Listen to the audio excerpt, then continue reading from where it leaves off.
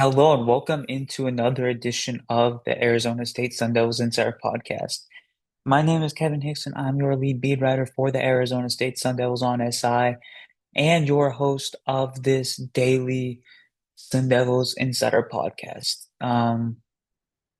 Busy weekend once again for Arizona State athletics as a whole. The softball program continues their incredible start to the season. They won 9-5 on Friday. The baseball program lost their second consecutive game on Friday.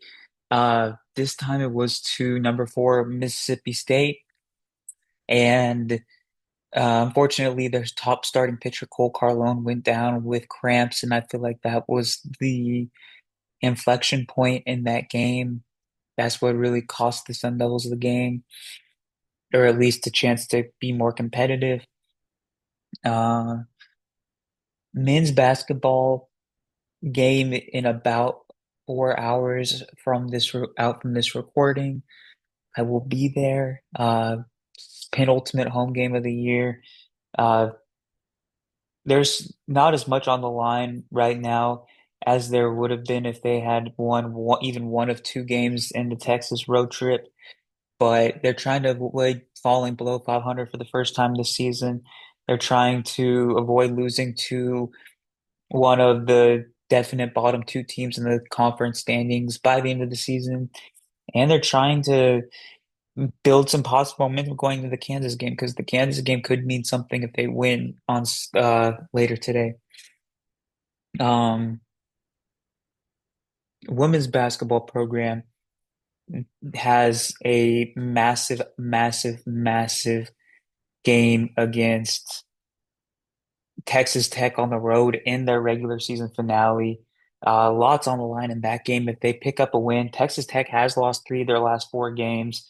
So it's no guarantee that um, the win has as much luster as it would have a couple of weeks ago. It's still going to be a quad one win, which will help them undebatably. Um,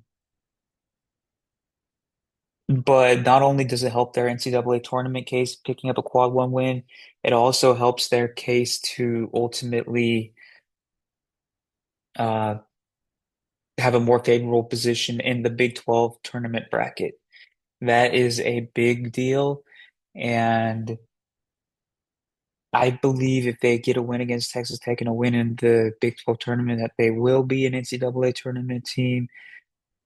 But who knows? You never know really until if you're a bubble team, you never really know until the selection process has actually reached a full conclusion. So busy week for ASU hockey. They are playing their final three games of the regular season. I believe they have to finish 1 point ahead of Omaha to get into their conference tournament for whatever the NEHC. Um, so that's something worth monitoring as well. Uh, and going into the real core of today's episode, we're talking about the football program. So we all know that spring practices are set to begin in the next month or so, 3 weeks to a month. That's going to be very, very exciting to cover. But beyond that, the former Arizona State prospects that participated in the draft combine have continued to grab headlines over this entire week. Keith Abney II, Keyshawn Elliott, Jordan Tyson have all already spoken to media over the last 3 days. And now it's Maxi Hinachore's time to talk to media on Saturday. And I believe he might be doing some drills too. It's been a great, great week for Arizona State football. Every Keyshawn Elliott, Jordan Tyson, and Keith Abney all spoke very, very positively on the Arizona State football program. Jordan Tyson even brought up that the new facility is very encouraging, and I would agree with that. I think that the fact that it seems as if only Texas A&M can rival ASU in terms of the current design that's in place that's going to be there once construction is complete.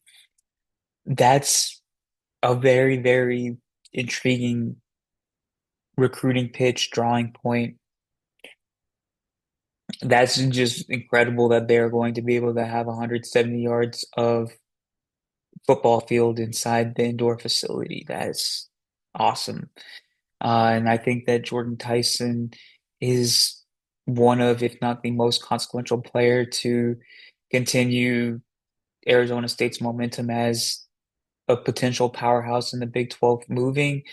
Um, Obviously, players galore are lining up to play for Hines Ward now that they've seen the leap that Jordan Tyson made, even the leap that Derek Eusebio made from being a walk-on player to being an all Big 12 honorable mention selection. The work that Hines Ward has done is incredible. Uh, on top of that, he's just has the right mindset on things. He's done a great job as a mentor and putting his guys in positions to succeed. Marion Miller and Reed Harris are right in the wings, looking to become the next Arizona State receivers to be selected high in the NFL draft. And that's valid elsewhere. Maxie Hennishore is probably going to be a big point of discussion for Saga Tuatele and his recruiting efforts.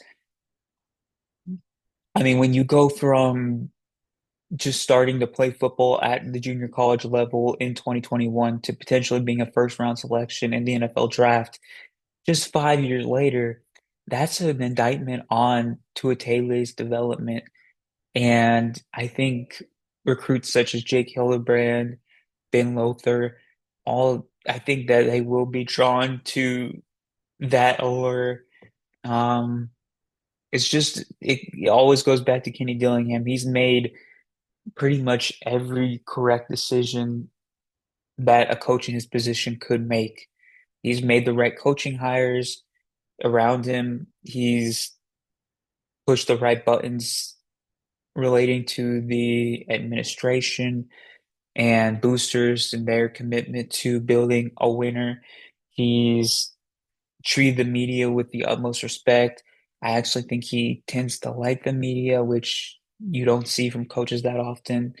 I think that he, the mantra that he brought in, have more fun working harder than everybody in the country, and along with just I'm going to be honest with you, that's not a shtick. That's 100% genuine and from directly from him, and he backs it up pretty much all the time. I don't think there's a single time that I've seen him break off of what he's preached.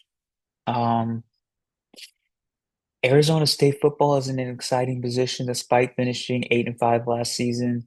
The combine is a sign that Arizona State is getting there as far as being nationally relevant on a consistent basis once again. There's obviously been um, spouts of time where Arizona State has been in that conversation.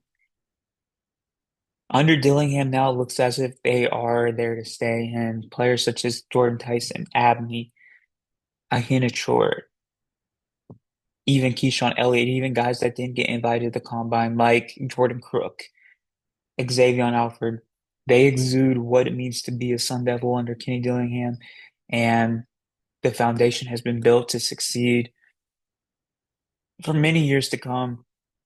Uh, that's really all I have for today's episode. Thank you so much for tuning into another edition of the Sun Devils Insider podcast, and I will see you with another episode tomorrow. Thank you so much.